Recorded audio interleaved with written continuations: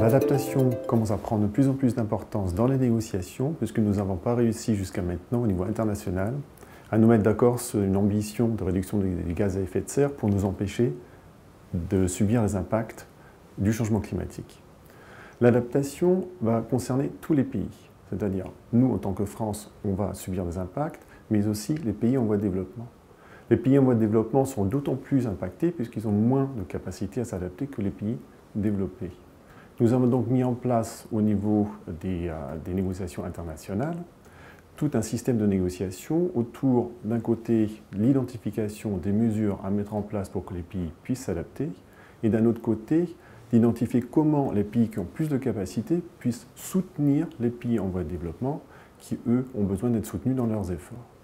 Nous avons mis en place tout un système d'éléments autour de l'adaptation,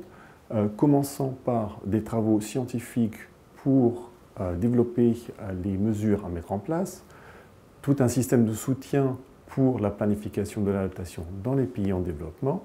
Nous avons aussi mis en place des institutions pour aider à faire cela, par exemple un groupe d'experts pour les PMA, les pays les moins avancés, mais aussi un comité d'adaptation qui, lui, agira sur un périmètre plus large. Et nous avons mis en place tout un système de soutien financier à travers un fonds d'adaptation,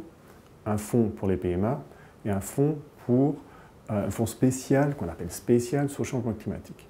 Donc l'enjeu à Varsovie, d'un côté, ce sera de poursuivre les travaux sur tous ces éléments que je viens de mentionner, et d'un autre côté, de renforcer les travaux sur un élément plutôt novateur sur les négociations, qui est l'élément des pertes et dommages, que nous devrons tous subir.